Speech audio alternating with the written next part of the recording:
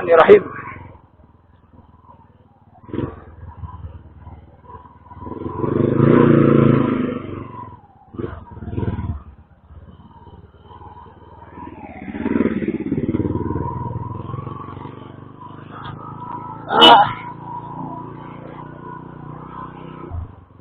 Alhamdulillahirrahmanirrahim. Selesai kegiatan kita hari ini. Awas anak-anak ujian. Sekarang kita menuju perjalanan pulang sambil menjemput Mama habis dia 2.40 bro, 12.40 sekarang 12.32. Biar tidak lamunan kita nunggu, kita agak mutar dikit biar sampai situ oke. Waktu sampai waktunya dia balik.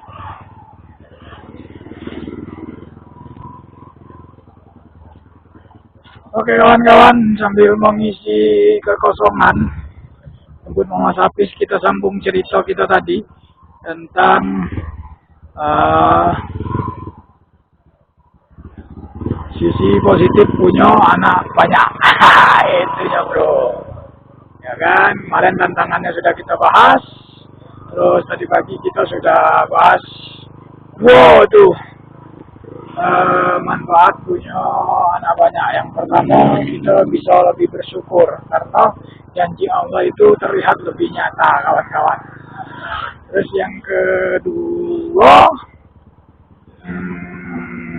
secara tidak langsung akhirnya melatih kita untuk kerjasama, ya baik itu sama istri maupun sekaligus sama anak-anak. Yang ketiga kawan-kawan, nah ini yang paling keren nih kawan-kawan, keturunan kita tidak pakai habis, 7 turunan, 7 turunan 6 ding, karena yang satu cewek bro, ya yang satu cewek, jadi kak dia akan melahirkan anak. Kalau yang 6 yang cowok itu nasabnya akan selalu tersambung kayak gitu. Nah monggo kalau kita bisa mendidiknya dengan baik, ya bayangkan aja sama kita nak disentuh api neraka tuh. Kira-kira ya seperti itu kawan-kawan. Ya karena garis keturunannya banyak, maka penting untuk menjadikan keturunan kita menjadi keturunan yang soleh. Selain itu apa lagi kawan-kawan yang bisa kita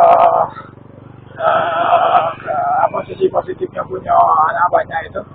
Sisi positif yang kedua adalah anak itu akhirnya secara alamiah dia terbentuk menjadi pribadi yang mandiri dengan sendirinya kawan-kawan. Dia terbentuk menjadi pribadi-pribadi yang mandiri secara alamiah, nggak perlu dibentuk, dia akan jadi mandiri sendiri. Kan? Nah, tinggal kita moles ya, biar dia terbiasa untuk saling berbagi, saling menjaga, saling sayang. Itu kawan-kawan. Nah, itu sisi positif dari memiliki banyak keturunan. Jadi kalau ada yang tanya, ya, nah, aku tarik kesimpulan, banyak anak banyak rezeki itu mitos atau fakta. Kalau kacamata yang kita gunakan konsep rezeki itu tidak cuma berdasarkan duit, maka itu adalah fakta, sangat fakta. Banyak anak banyak rezeki, tinggal rezeki itu bisa kita syukuri atau tidak. Karena rezeki itu cuman bisa kita nikmati kalau kita bersyukur. Kalau kita tidak bersyukur, kita tidak bisa nikmati rezeki.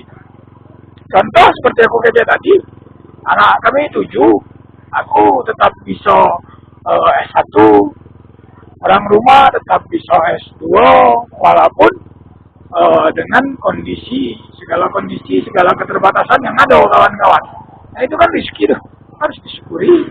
Anak-anak masih tetap bisa sekolah, sehat galau, tidak ada yang cacat. 7 itu kan rezeki. Maka hal-hal yang seperti ini hanya rasa syukur yang bisa bisa menikmatinya. Kalau kita udah bersyukur, nah zaman beda kan bisa kita nikmati kawan-kawan. Makanya dulu aku pernah sempat berdebat di media sosial, tapi akhirnya aku akhiri karena menurutku tidak ada gunanya. Karena itu cuman perbedaan sudut pandang saja. Ya bro, karena di media sosial itu anak banyak itu dijadikan tolak ukur kemiskinan kawan-kawan. Ini aneh bro. Iya, karena banyak juga orang yang tidak punya anak miskin, banyak juga orang yang anaknya satu dua miskin, ya kan? Tidak segala orang miskin itu punya anak banyak. Dalam artian, maksudku bukan karena anak banyaknya dia miskin, bisa jadi karena miskinnya dia jadi punya anak banyak, ya kan? Jadi tidak bisa juga kita vonis anak banyak itu penyebab kemiskinan. Dan kita salahkan orang tuanya, nggak tahu miskin beranak terus, belum tentu juga bro. Nah, mereka tidak punya kemampuan untuk ber-KB.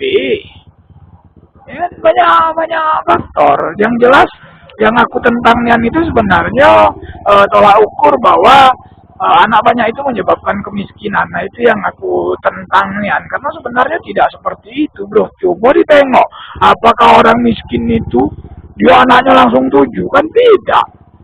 Bahkan dari awal nikah besar kemungkinan mereka sudah miskin.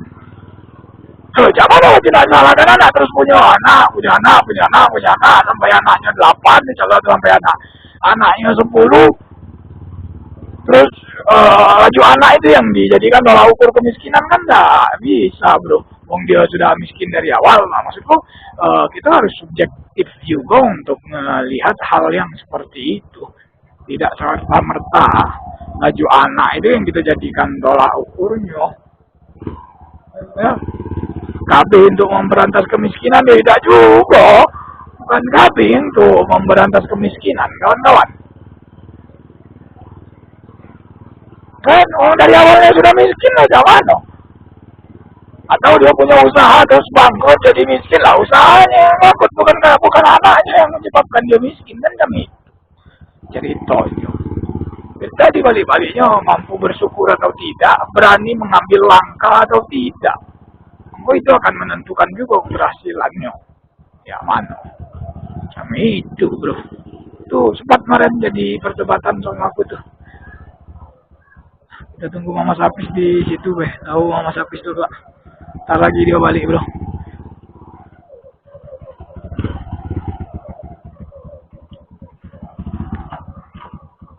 Oh itu kemarin aku tentang tuh.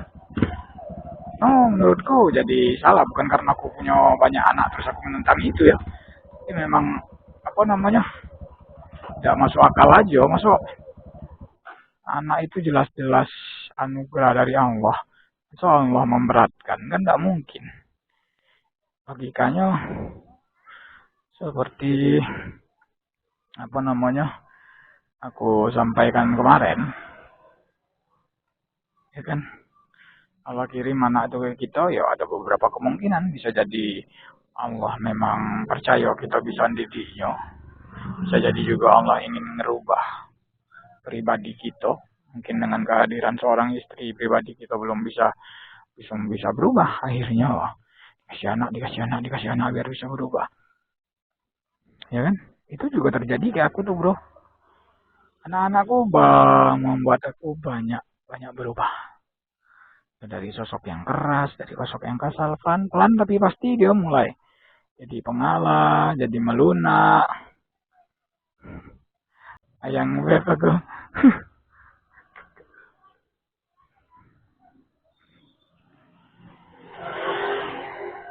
Seperti itu. Jadi tergantung juga. 1241. Mana Mama Sapis ya? Oke, naik mas.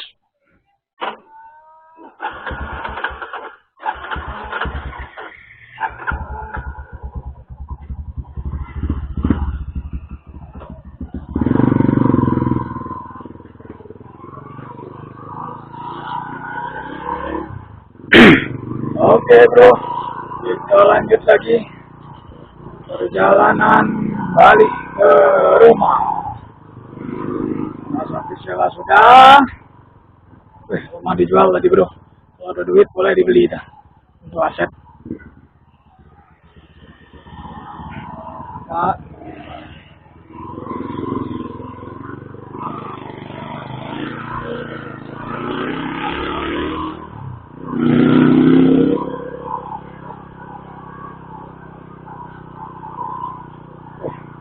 keram, kakiku keram.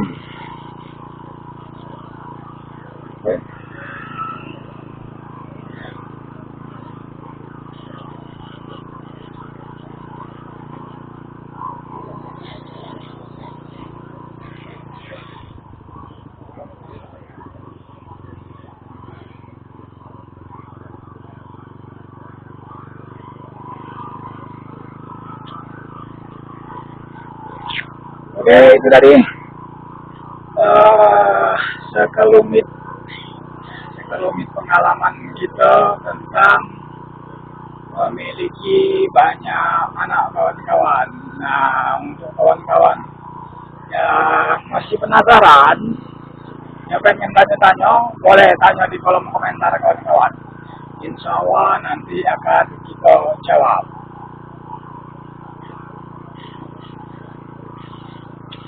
Karena kawan-kawan,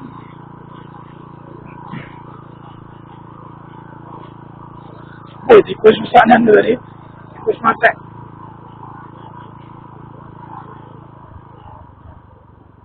Ini kita baliknya lewat belakang biar tidak membosankan rute kita. Lewat Danau Poong, tapi kita tidak lewat Danau Poongnya bro. Kita lewat dikit sebelahnya sebelum Danau Poong. Kalau kita lurus kaki itu lewat Danau Poong, tapi kita lewat belok kiri. Nah itu lurus itu Danau Poong tuh bro. Nah, kita belok kiri sih kok.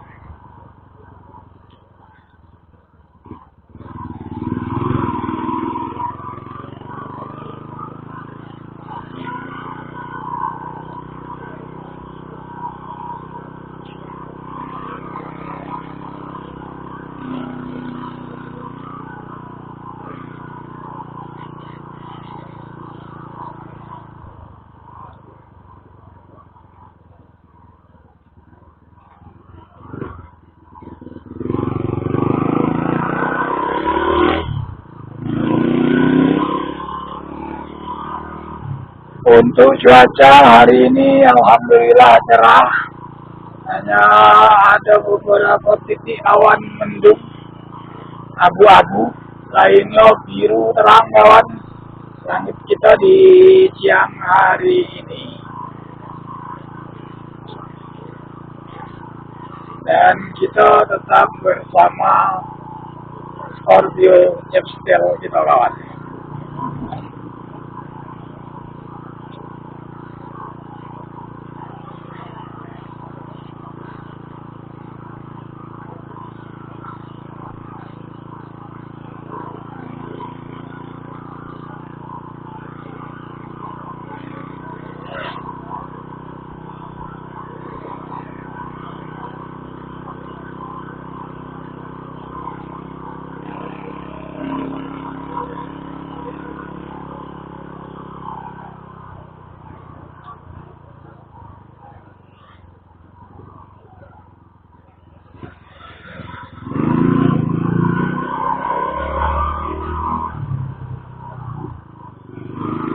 SD Negeri 171 Rejang-Lebong, Kecamatan Curug Tengah dia.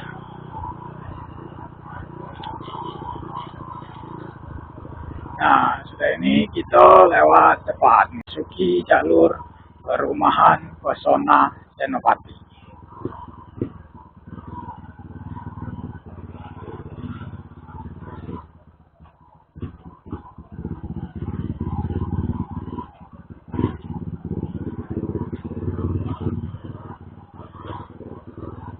Nah, ini My Bini. Berhenti di sini deh.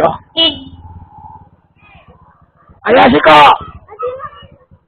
Ah, mama sih kok.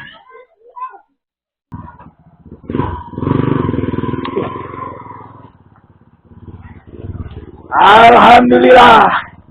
Sampai kita kawan. Itu tadi bidadari surga kawan. Kebel aja.